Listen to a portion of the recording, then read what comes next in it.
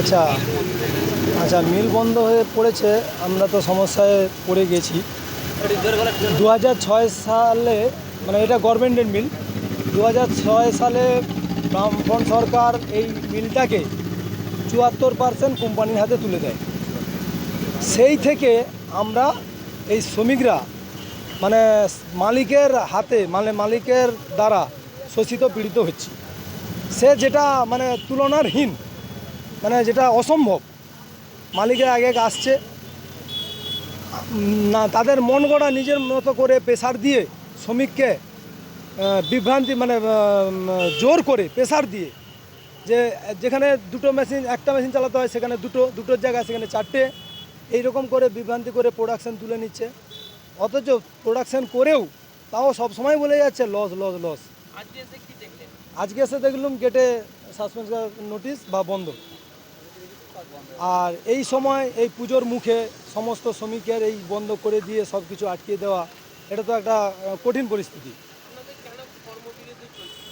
আমাদের কর্মবিরোধী, আমরা কর্ম চালিয়েছিলাম, কর্ম আমরা বিরোধ করি না, আমরা কর্মের জন্যই এসেছি, আর কর্মই আমাদের বড়। শ্রমিকদের কাছে এইটাই হাতিয়ার। কিন্তু বাই প্রেসার যখন অতিরিক্ত হয়ে গেছে, শ্রমিকদের দেওয়ালে যখন পিঠ ঠেকে গেছে, তখন আমরা রুখে দাঁড়ালাম যে আমরা আর সহ্য করতে পারছি না, আমরা এর বেশি আর দিতে পারবো না। এই জন্যই মালিক এটাকে এই ডিসিশন নিয়েছে।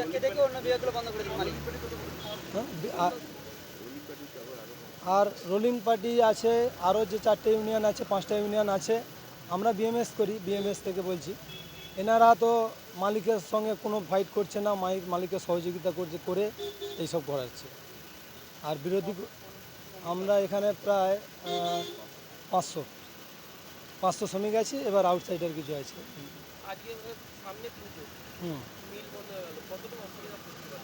এটা খুবই অসুবিধা।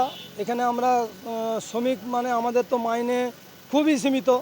এটা তো সমস্ত মানে আমাদের সরকার এমনি তো কোনো মাইনের প্রতি কোনো ভূক্ষেপই দিচ্ছেন নি আজ যত বছর আছেন ক্ষমতায়। যে জুট মিলের যে কী মাইনে, তাদের বাজারের দ্রব্যমূল্য কী আর মাইনে কত, উনি তো খতিয়ে দেখছেন নি। উনি শুধু ওনার উল্টো শ্রমিকের দিকে তাকাচ্ছেন। আমাদের তো খুব সীমিত মাইনে, মানে দিন আনা দিন খায় এমন।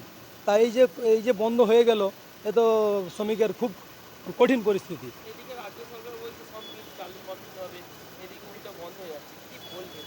এ তো লজ্জা, এ তো পশ্চিমবাংলা একদম, এ তো লজ্জা।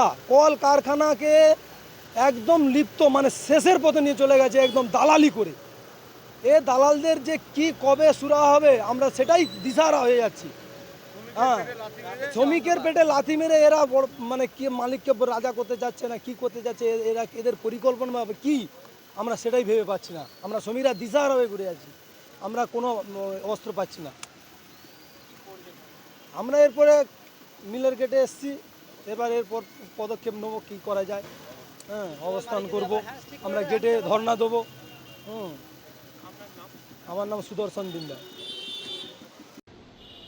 দাসনগরে ভারত জুট মিল দুর্গাপূজার ঠিক আগে সাসপেনশন অফ ওয়ার্কের নোটিশ ঝুলিয়ে দিল মিল কর্তৃপক্ষ। এটা পূর্ণভাবে রাজ্য সরকারের ট্রেড ইউনিয়ন আর মিল কর্তৃপক্ষের মিলিভগতের জন্য এটা হয়েছে।